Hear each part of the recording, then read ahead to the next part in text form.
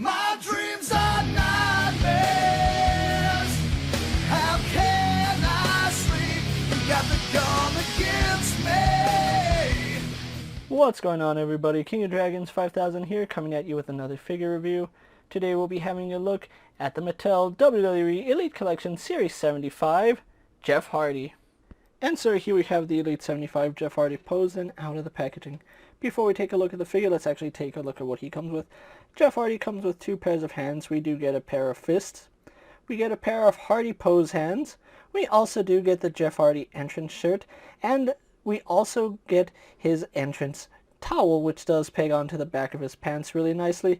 Other than that, we really don't get much more with Jeff Hardy. I think a pair of grip hands would have been better for him to come with, as well as maybe an alternate head, but that's just me.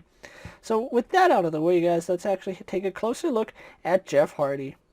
And so here we have a closer look at Jeff Hardy, and I think Mattel did an okay job with this figure. I do mean okay in the sense that this is a okay figure. It's not 100% good, but it's not bad at all. Now, as far as the face on this figure goes, it does bear some resemblance to a younger Jeff Hardy. Now, the only problem I have with it is that you really don't see Jeff Hardy in too many angles. Like, there are some angles that it looks right, some angles where it doesn't. Like, there, he kind of looks like he's a little too chubby.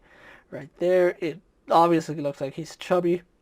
From the side, it's really hard to find an angle in which this looks like Jeff Hardy.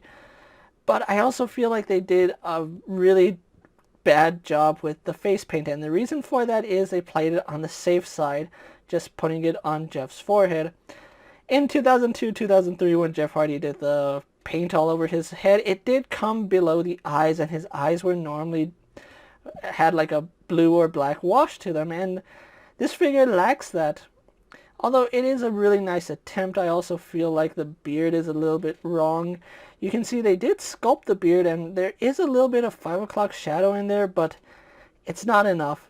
Honestly, they should have made the 5 o'clock shadow a little bit darker and just make it go all the way to the sideburns, because, I don't know, there's something about this figure that doesn't seem right to me.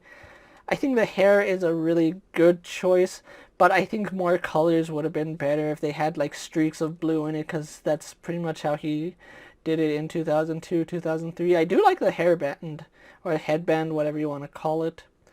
Another thing I do like about this figure is the Hardy pendant. They did a really good job with that. I know a lot of people would want it silver, but this little plastic that they went with was a good choice. It does stand out really nicely. I also love the paint right here on Jeff Hardy. Now, in this time, he did draw all over himself, and this is pretty much when he was breaking out from the Hardy Boys, when Matt and Jeff were on 2 separate brands, and they did a really good job with this. It's intricate. It has some really vibrant colors on it. I think it's missing white. If anything, I feel like this is missing some white. Maybe where you see some flesh tone, they could have added some white.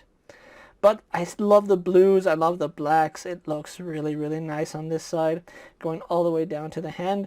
One thing I do like is that they did use a colored peg. However, when you look at the inside of the hand, he has a black peg exposed. Another nice little detail is that they did paint his fingernails. On this arm, we just have the armband that Jeff Hardy wore, which is pretty regular. You can see it's like this light purple, blue, and black. This is a time when Jeff Hardy didn't have the tattoo going all the way up to his neck. And then he did wear the tank tops. Now, this is a really nice mold for a younger Jeff Hardy. I think this captures the look of Jeff Hardy when he was younger. He was leaner. He wasn't as beaten and broken as he is now. But they did a really good job with that, and kudos to Mattel for that. I do like the belt to a point. Now, they did paint the buckle. It does look like it is silver, although it might just be the reflection from the light. It's probably just all white. I don't know what it is about this belt, but they did a terrible job painting it. You can see it's very thin on some parts. Some parts it looks really nice. Other parts, it's just bad. Like, that is terrible. We come to this side and we have more sloppy paint job. They've done belts better than that. I don't know why this one turned out so sloppy. Maybe it's just on mine. Yours might not have that issue.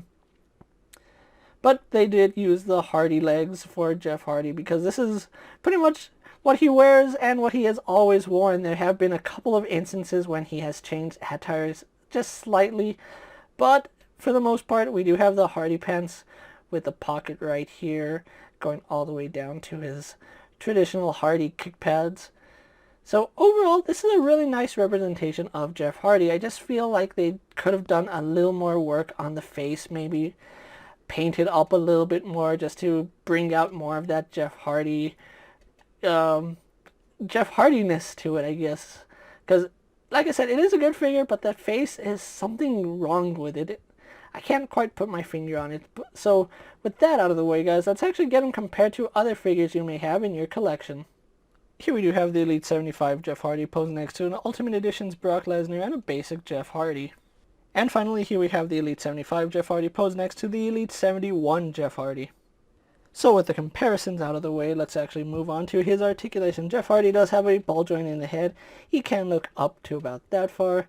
Can't really look down. It's either going to be really good upwards movement or really good downwards movement for WWE figures, unfortunately.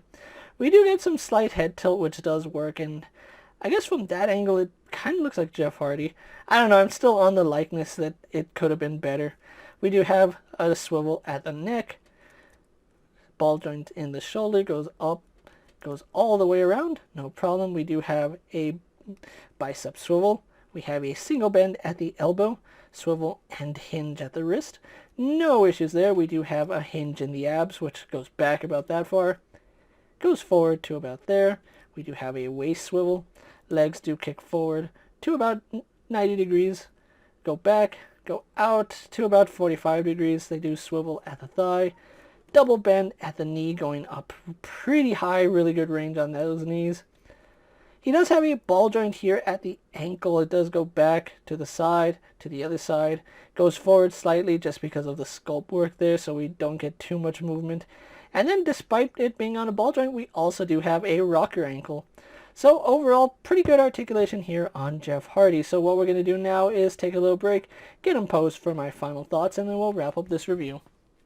And so here we have the Elite 75 Jeff Hardy pose for my final thoughts, and overall this is a really nice figure to have. Now there is some issues I have with the likeness. Maybe you don't have the same issues as I do. Maybe you think this looks like Jeff Hardy enough. Me personally, I think Mattel could have done a much better job on the face, because we've seen on their more recent Jeff Hardy figures, those have almost perfect likeness to Jeff Hardy. Maybe it's because it's a younger Jeff Hardy, they had a hard time nailing the likeness, but overall I am still happy with this purchase. This was one of my favorite eras of Jeff Hardy, and I think this was when Jeff Hardy really became a really popular star. He was already popular in the Hardy Boys, but his singles run pretty much put him on the map. If you are looking for this particular version of Jeff Hardy, Elite 75 is kind of hard to find in stores right now. I don't think I've seen any more in stores. I think the only previous figure I've seen has been Natalia. So Elite 75 might be a little hard to come by. Jeff Hardy here is of course a more popular character, so of course he is going to be harder to track down. If you do have this figure, let me know if yours has the same issues as mine. If you haven't picked this figure up and you're on the fence about it, go ahead and pick it up, especially if you're a fan of Jeff Hardy in the earlier days before he went on to do all the crazy stuff in life. But as far as figures go, I think this is a must-have for any Jeff Hardy fan. With that being said, guys, I'm KingofDragons 5000. Don't forget to like this video, leave a comment, subscribe to my channel. Go check out all my other action figure reviews as well as all my other WWE videos. Hopefully you find them informative. As always, if there's a figure you would like to see me review, let me know down in the comments, and if it fits in my collection, I'll definitely have a look at it.